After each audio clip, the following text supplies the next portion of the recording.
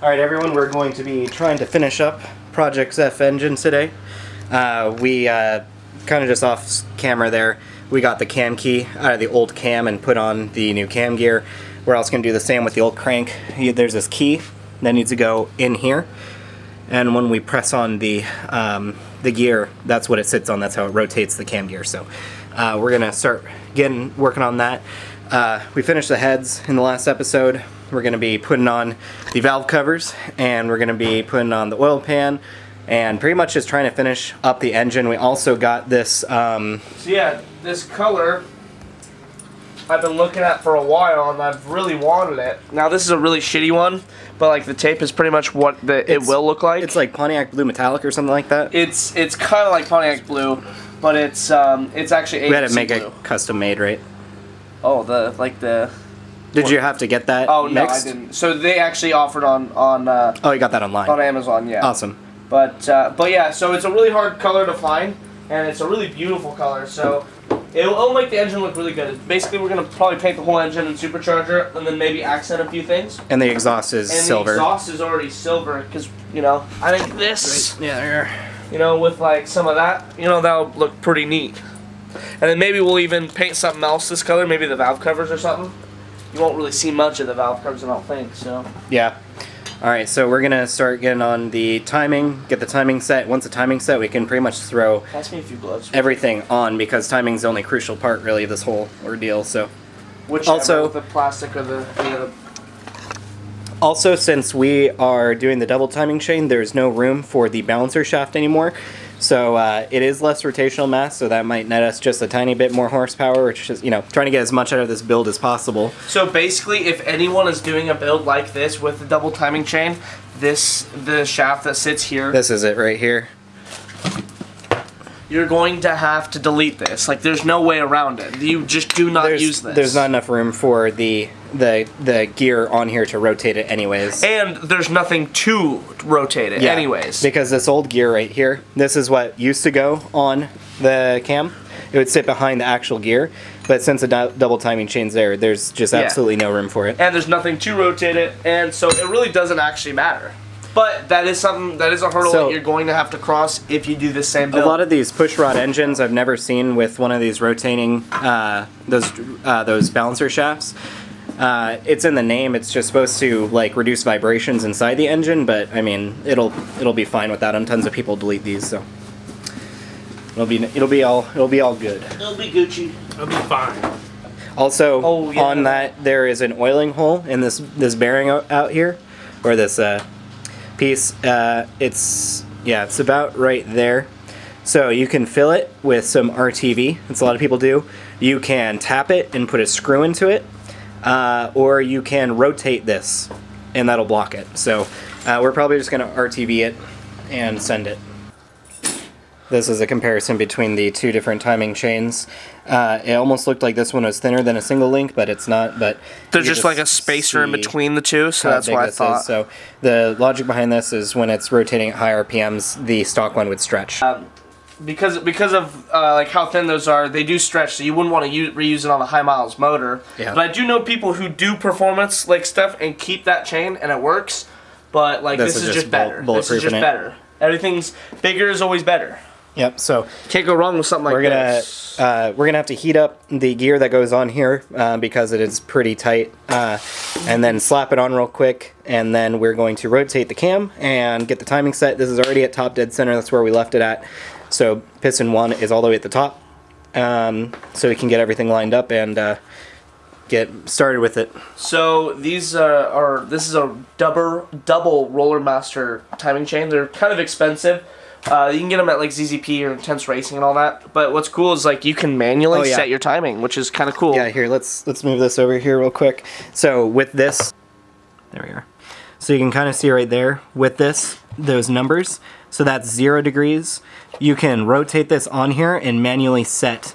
You can either retard the timing or advance the timing up to 6 degrees. You know, like manually. That's just manually. Cool. Yeah. So if we wanted to set it on, you know, we're probably just gonna set it on 0. Yeah, probably keep it safe because you can always advance the timing and the tuning, but like you can't really. You'd have to tune it out. That would kind of suck. Yeah, if we were to manually set that and just like send it and add 6 degrees, and if there were getting some knock retard in there, then we would certainly need to just change the tune. So we're just gonna keep it simple and leave it at honestly, +0. if we had a methanol system like straight out of the bat, because we're not gonna have a methanol system right as this engine gets in the car. If we had that, I would say at least 2 degrees more timing would be cool. That would be nice. Because it could take it. Yep. All right. Well, we are going to get started, and we'll update you once we see more progress. So we got the crank key out of the old crank. Now we're just putting this on. So basically how we want to do it is there's a dot at the very bottom of this cam. We just rotated it. Yeah, so there's a 0 on here that matches up with this right at the bottom. And that should set the timing, and we'll get this. Also, this lines up with the key that's on here already, so we know it's in the right position, right at top dead center. So we need to heat this up because it is very form-fitted on here, and so you expand it and then place it on. Heating and cooling, great for rear ends and apparently engines. Yep, so we just took a blowtorch to that gear at the bottom. We also lubed up the shaft. We only heated it for like 60 seconds, a minute and a half, and then just put it on, slid right on, and now that it's cooling off, it'll probably stay on there pretty well. Got the cam key, and now we're just going to put the chain on, and then we'll have all the timing all set, and everything should rotate. Then we can actually fucking finish this thing. For that. We'll tune for it. So we got the timing chain on. There's not a lot of light here. If it didn't go on, we'll just tune it out. Yeah. See the code. Okay, that's good. So we got the timing chain on. It was a real hassle because we were kind of dumb and put this on before just everything on. So this is already cooled down and we can't heat it up to get it off. So since this was kind of offset, the chain just wouldn't want to go on. What we ended up doing is we got this super long extension, put it in this hole, and basically had it around the chain, had the chain around the gear, and then forced it up in. Yep. And the cam gear, cam key kept falling out of it, so we had to also put pressure on that from the back, from the behind. And so we tried to modify our old valve spring to get things, and they're useless anyways. Yeah. So we cut this completely off, and then tried to get the gear off that way, but they were betting and it was not gonna work. Yeah. This is the shit that you gotta do and deal with when you do something like this. So here, let's get some. To make our own tools out of shitty tools. As you can see here, that timing for the cam and the 0 for 0 degrees are completely lined up. It's at top dead center, so the timing should be completely on right now with this double timing chain. So weird thing, we're gonna have to tune out some of this shit. We're gonna tune out the timing chain. It's okay, you're missing a valve. We just tuned for that. Davis, yeah. Wait. We'll tune for that too. It goes in there. Yeah, so that's where the oil pump. That's where that gear goes. Yeah, so I mean we're missing a valve, a couple pistons, a crank. We'll tune for that. Just tune it out. It's okay. Just tune it out. Look how nasty that is. We should have cleaned it up. Well, we still have time to clean it up. It's not on there yet. We got all day. We could rotate this now, and it would be completely fine. So everything would be all timed out. You got the... All right, go. Holy shit! Giving that good suck. Wait, hold on. We should all jump in and do a mutual group suck right now. Group suck sesh.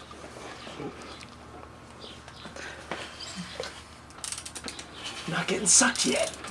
It's gonna dislocate my finger. Damn. That sucks though.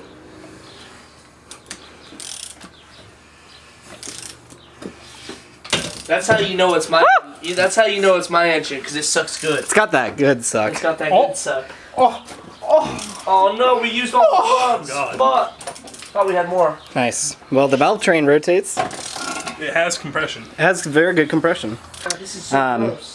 I guess we're gonna be working on the front cover and the gear oil or the gears. This is so disgusting. We just got to clean up pretty much everything. Oh, that doesn't smell Give bad. it a nice lick. But we do have new gear, oil gear pumps, and the Rollermaster came with the new gear that runs it. So we're gonna start cleaning up some of this stuff and continue with the assembly of the engine. Just paint it before you put it on. We're gonna paint the whole engine. So we got a bunch of the stuff cleaned up. We got the rear main seal cleaned up. We got the oil filter, I guess, oil thing cleaned up. We got the gasket off that. We also got the front timing cover and water pump and everything cleaned up. We just put on the rear main seal and the cover, and tightening everything down. And we also got the oil pump gear put onto the crankshaft. So once we get this on, we can put the oil pan on, and we can start assembling the front. We can also put the lower intake manifold on, and possibly even the supercharger, just get everything pretty much finished up.